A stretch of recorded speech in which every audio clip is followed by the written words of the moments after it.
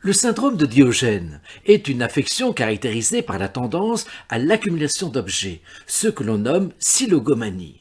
Ces objets sont accumulés au domicile de la personne à un point tel qu'ils peuvent encombrer l'ensemble du domicile, ne laissant qu'un espace extrêmement faible pour la vie quotidienne.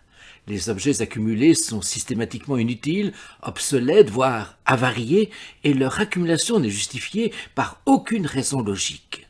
Les autres tendances sont la négligence de l'hygiène personnelle et du domicile, c'est-à-dire l'incurie, le déni, c'est-à-dire la négation du trouble, mais encore le repli sur soi, l'isolement et le refus de toute aide ou de toute intervention venant de l'extérieur.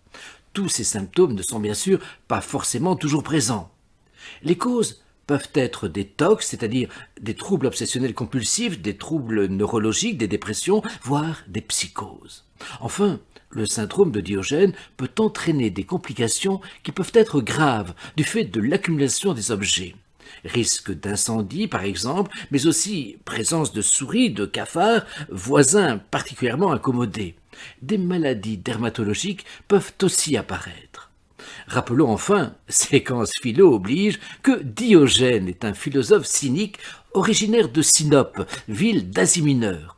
En naissant en moins 413 et en mourant en moins 327, il est dès lors contemporain de Platon et d'Aristote. Il fut d'ailleurs l'élève de Socrate.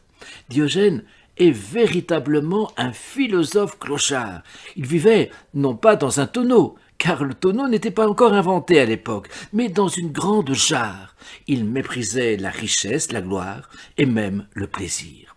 Cependant, contrairement au syndrome qui porte son nom, il n'accumulait rien, puisque les biens du monde étaient tout à fait refusés.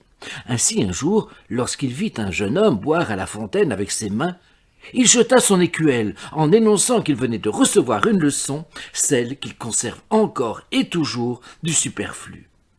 À sa mort, ses compatriotes érigèrent une statue avec cette inscription « Le temps ronge le bronze, mais ta gloire, Diogène, sera éternelle, car seul tu as montré aux hommes à se suffire à eux-mêmes, et tu as indiqué le plus court chemin du bonheur. »